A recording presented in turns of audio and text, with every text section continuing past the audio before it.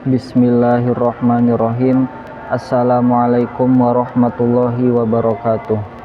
Alhamdulillah wassalatu wassalamu ala rasulillah Sayyidina wa maulana Muhammad ibn Abdillah wa ala alihi wa sahbihi wa man tabi'a sunnatahu wa jama'atahu min yaumina hadza ila yaumil qiyamah, amma ba'du.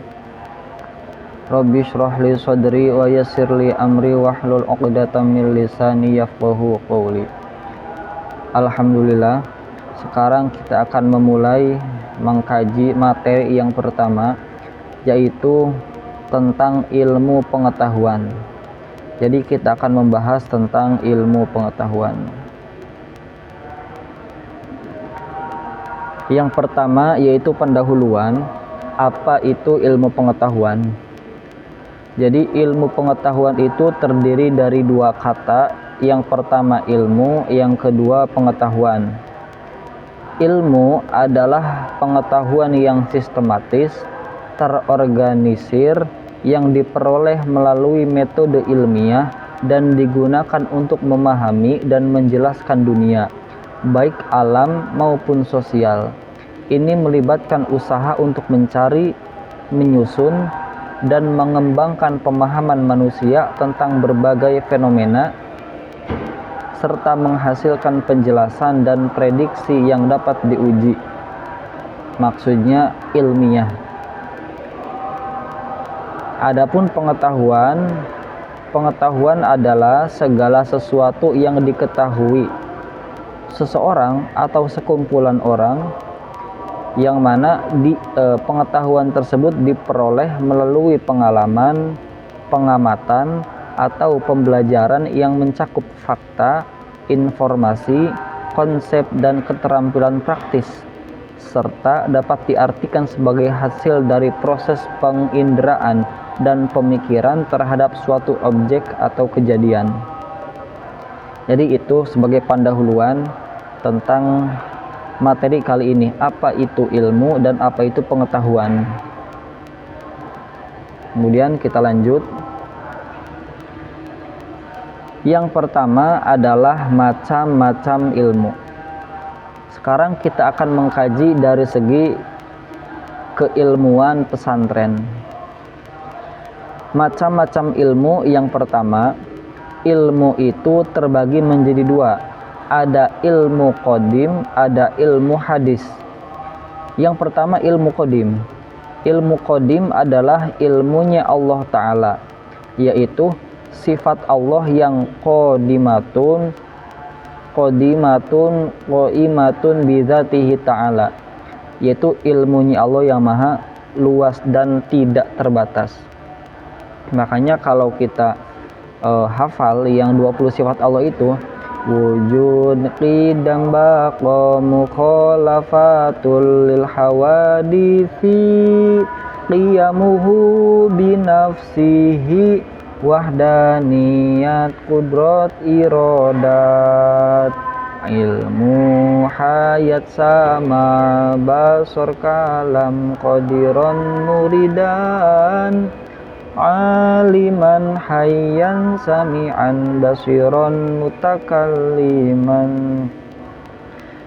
Di dalam 20 sifat wajib Allah kan ada yang namanya ilmun. Itu artinya maha mengetahui. Allah maha mengetahui segala sesuatu.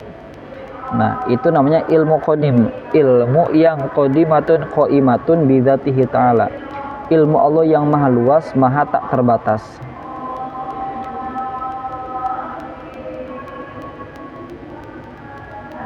Yang kedua, ilmu hadis. Ilmu hadis adalah ilmunya makhluk, maksudnya ilmu yang dimiliki oleh makhluk, yaitu ilmunya sangat terbatas dan perlu usaha untuk mencarinya.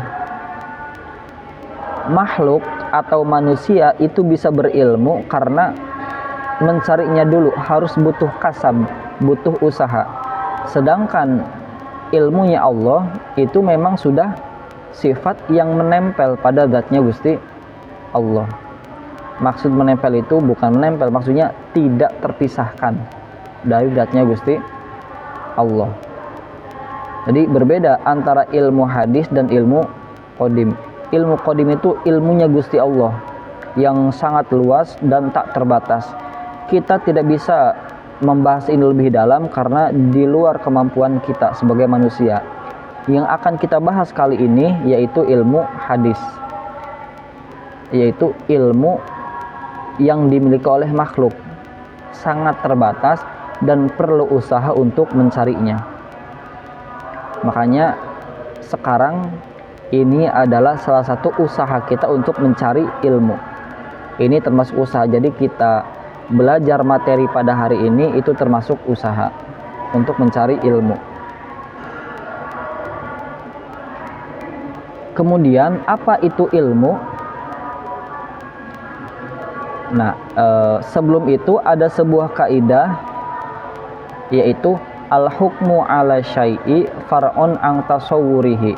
Maksudnya, hukum terhadap sesuatu itu adalah cabang masalah dari penggambarannya. Kita tidak bisa menghukumi sesuatu sebelum kita paham paham dari gambaran masalah tersebut. Kita tidak bisa menghukumi suatu perkara sebelum kita tahu gambaran dari perkara tersebut.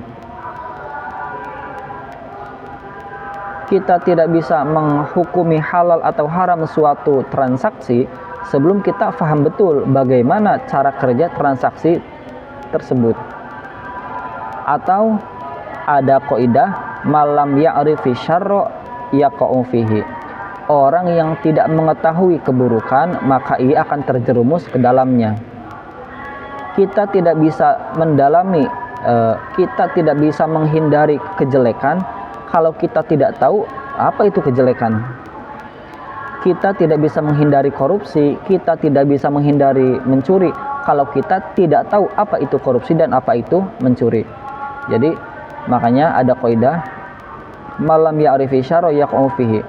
Kita tidak bisa mengetahui, siapapun yang tidak mengetahui keburukan maka ia akan terjerumus ke dalamnya. Nah, ketika kita mesantren, ketika kita kuliah, ketika kita sekolah, itu kan kita mencari ilmu. Bagaimana mungkin kita bisa mencari ilmu, kita bisa mendapat ilmu kalau kita tidak tahu apa itu ilmu? Apa itu ilmu? Nggak mungkin kita mencari sesuatu yang belum kita ketahui. Jadi sebelum belajar lebih dalam, kita harus paham pengertian ilmu. Apa itu ilmu? Apa itu ilmu? Karena ketika kita disuruh mencari, tolong kamu carikan saya gula ya kita akan sangat kesulitan mencari gula kalau kita tidak tahu apa itu gula.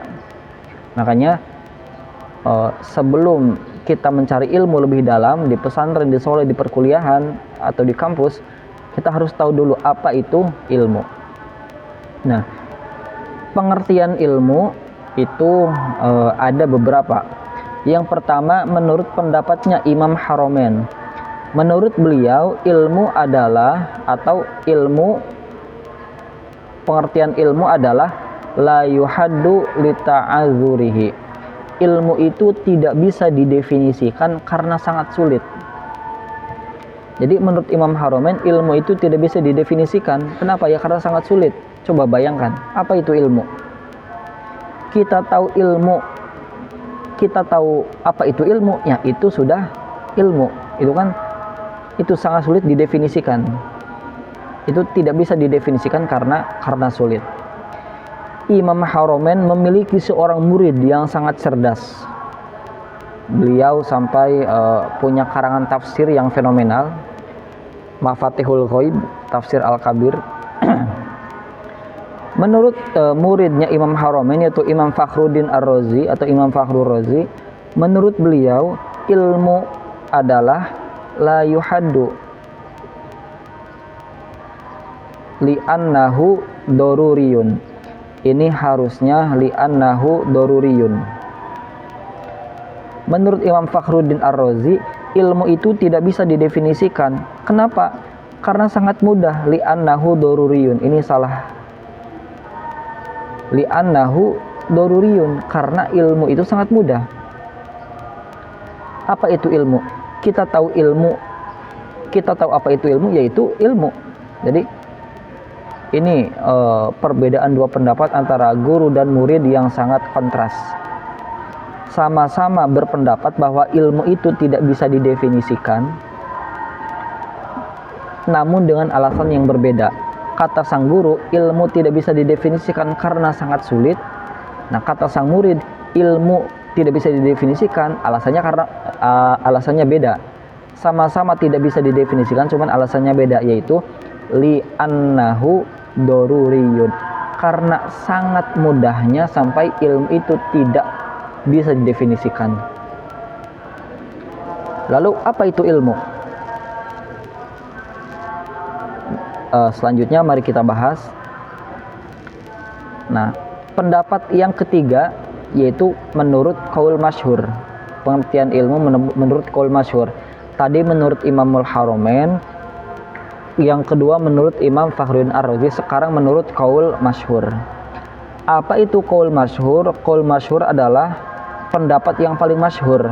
Dikatakan masyhur karena likasroti qailihi, karena begitu banyak orang yang berpendapat seperti itu. Makanya qaul tersebut disebut qaul masyhur.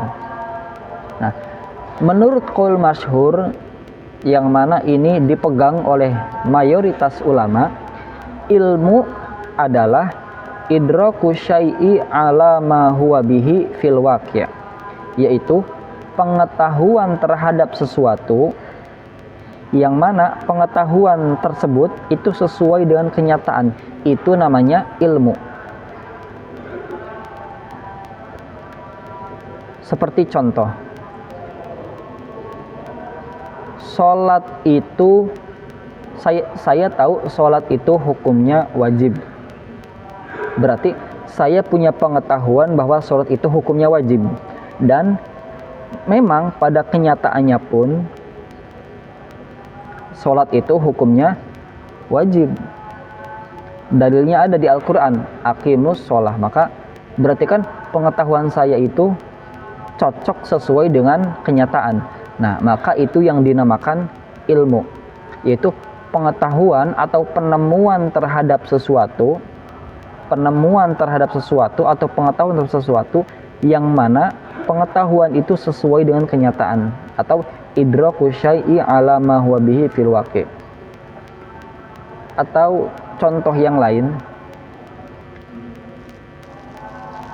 saya menerangkan penjelasan ini itu dari layar LCD. Saya ini kan bukan di papan tulis tapi di layar LCD. Saya menerangkan pembahasan ini dari layar LCD. Jadi alat yang saya gunakan ketika menerangkan ini adalah layar LCD. Saya tahu bahwa saya menggunakan layar LCD. Dan memang pada kenyataannya pun bahwa yang saya gunakan ini memang layar LCD. Mana buktinya? Coba saja tanya ke orang-orang. Pasti mereka berkata juga bahwa ini layar LCD. Berarti kan penemuan saya, pengetahuan saya terhadap benda yang saya pakai ini adalah sesuai dengan kenyataan. Nah, itu yang namanya ilmu. Contoh lain, kita tahu bahwa yang kita hirup itu adalah udara.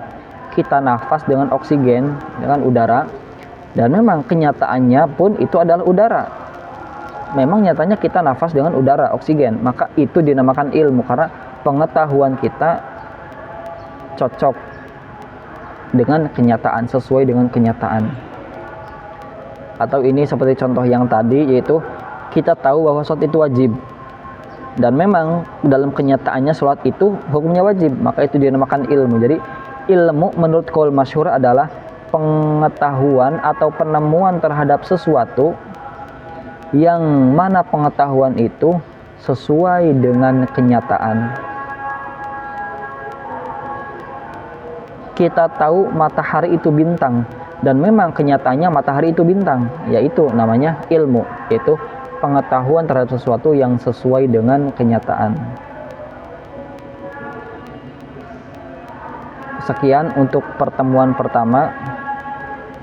Kurang lebihnya mohon maaf.